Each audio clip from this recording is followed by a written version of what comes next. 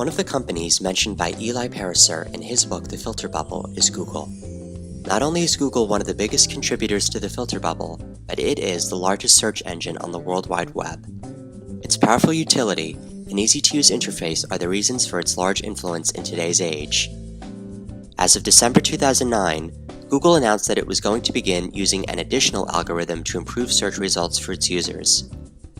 Ever since then, Google has increased surveillance of users' activity on its website. Not only does it track users' activity when they are signed into their accounts, but it also tracks activity when users are logged out. Google has gained thousands of data points on its users by creating many functions for Google, such as Google Docs, Google+, and Google Maps. Since the advent of the smartphone, Google can track its users wherever they go, even if their apps are not open due to cookies installed by Google on their phones. Google also uses click signals to track how often you click on certain links. Another book that focuses on the algorithms of Google is Siva Vaidyanathan's The Googleization of Everything and Why We Should Worry. One of the main topics that he focuses on is personalization as a form of manipulation. According to him, 3 of Google's brilliant innovations are its search algorithm, the auction system for placing advertisements, and its attending to our desires and weaknesses. The reason that search engines like Google are able to work so well is because consumers invest their trust in the system. In the words of Vaidyanathan, Google works for us because it seems to read our minds, and in a way it does. By just typing one letter into the search bar, Google is able to predict what you are searching for based on previous searches and what it believes that you are interested in. An interesting way to test out Google's personalization algorithms is by having a friend in another city Google the same word or phrase as you. Oftentimes, you will find that you will have different search results or that results are ranked in a different order for each user.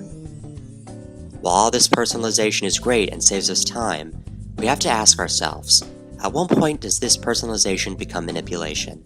Or what price must we pay in order to have this personalization? Is it worth sharing some of our most private information?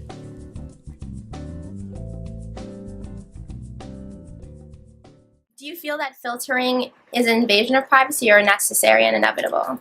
I believe it is an invasion of privacy, but it is necessary because it helps pinpoint people's personal tastes, and then it kind of just caters to everyone's individual attention.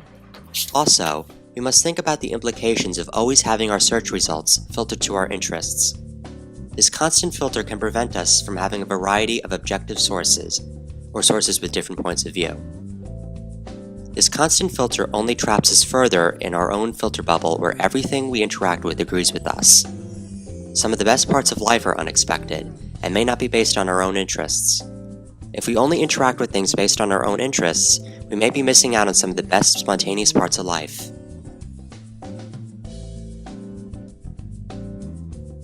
Filter bubble has influenced our thoughts in everyday life to the point where we no longer know what we really want or think. Everything is already decided for us, and sites tell us what we should buy and present us with information that follows our belief systems and what we hold to be true. There's kind of this epic struggle going on between our future aspirational selves and our more impulsive present selves. You know, we all want to be someone who has watched Rashomon.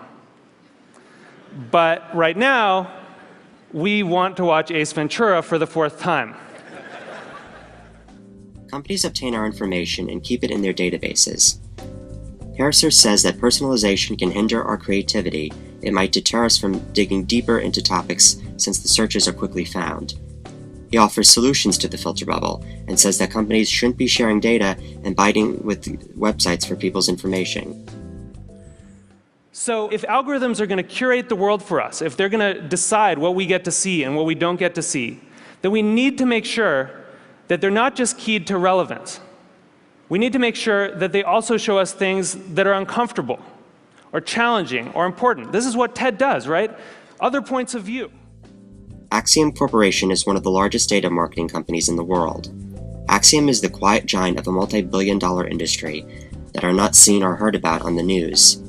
It supplies some of the most detailed information about a person's life across the world, whether that be someone's age, phone number, credit card bills, address, or weight. A New York Times journalist wrote, "It knows who you are. It knows where you live. It knows what you do." Axiom has a database of over 190 million United States residents, 500 million individuals worldwide, and customer databases with 47 of the Fortune 100 companies. This data is being used to give companies an exact idea of what to advertise to consumers. Furthermore, politicians, especially during the 2008 United States presidential campaign, went to Axiom to provide them with information about individual voters. Even though the company's operations appear to be an invasion of privacy, large-scale data mining and analytics are perfectly legal. Axiom accesses personal information through public records and surveys that people agreed to expose.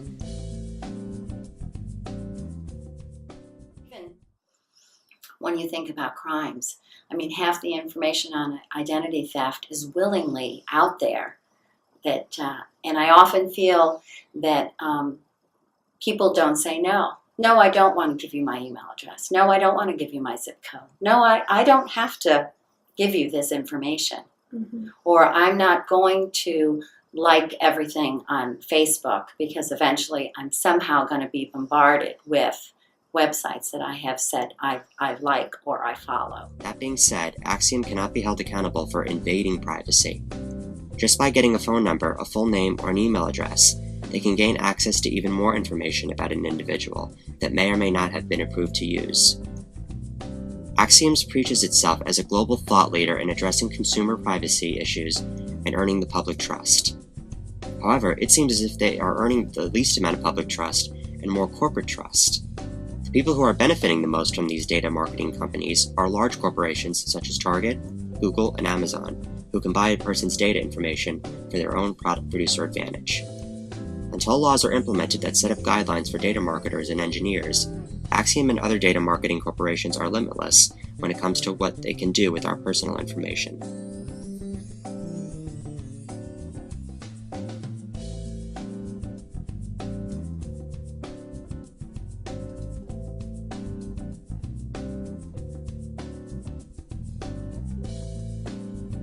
Filtering content not only exists within search engines or social media websites, but also on sites like Pandora. However, Pandora differs from other services in the way that it is not interested in relating the interest of one user to another. The way in which Pandora's filtering content processes works is that they utilize a classification system that is the heart of their service. Instead of making musical choices based on the song choices of other users with similar interests, Pandora generates recommendations by matching the user's artist and song likes with other songs that are similar. In order to figure out how songs are similar, Pandora implemented what they call the Music Genome Project. They believe that songs are comprised of a series of characteristics, which is similar to how the human genome describes a person, but in this case it would be characteristics that describe a song. According to Tim Westergren, the founder of Pandora, the genome itself is a sort of very large musical taxonomy. It's a collection of about 400 musical attributes that collectively essentially describe a song, that altogether comprise the basic elements of a song. So it's all the details of melody and harmony, rhythm and instrumentation, and form and vocal performance. A song broken down into all the most basic of parts. It's a bit like musical primary colors in a way. Once songs are properly classified in the database, Pandora compares the description of musical tastes of a station selected by a user with the classification of the songs in the music database. This comparison returns a collection of songs that drive the playlist. According to Westergren, you then calculate how close two songs are together by comparing the scores on those genes on which they're all described. So we also have a mathematical algorithm that takes those numbers and turns it into a proximity measure. This proximity measure is the second key to the Pandora music service. The algorithm must run quickly enough so that the user does not wait too long to hear the next selection. This performance is especially important when the user changes the station or gives a thumbs up or down to a song. As one can see, the way in which Pandora filters content and their reasons for doing so are more accepted amongst users because ultimately they are not interested in obtaining their personal information or sharing it with other corporations. Their reason for filtering a user's content is to provide them with music that they will most likely enjoy, and at the same time offering them the opportunity to listen to new artists that will help them broaden their musical options. Pariser believes that personalization can hinder our creativity. It might deter us from pursuing a topic that we're interested in because of the short period of time that we are able to find the information that we are looking for. In order to solve the problem of the filter bubble, one can take advantage of Google's option to remove the personalized content from one's search. You can do so by clicking the gear icon, then Search Settings, then selecting Never Show Instant Results. Another way that we can pop the filter bubble is by paying attention to other search engines, including Baidu, Yahoo, and Bing. By using different search engines, we have the ability to vary our search results, seeing as how each search engine filters information differently depending on the company's viewpoints. Ultimately, with a variety of sources, we can reduce the impact of the ever-present filter bubble and generate results from a variety of opinions and biases, while still filtering some of the results to the particular user.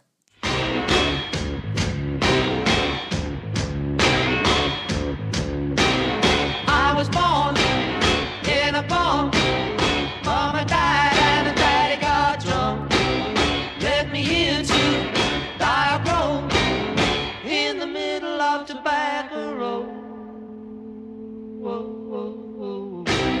Grew up in a rusty shack. All I had was hanging on my back.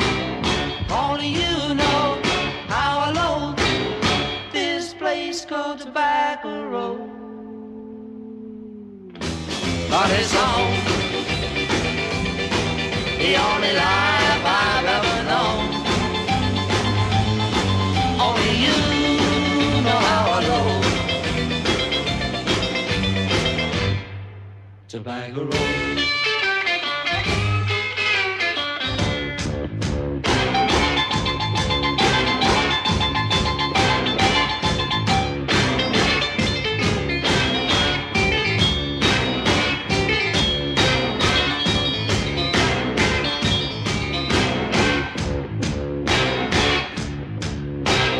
Gonna leave, get a job with the help and the grace from above. Save some money, get rich and old, bring it back to Tobacco Road.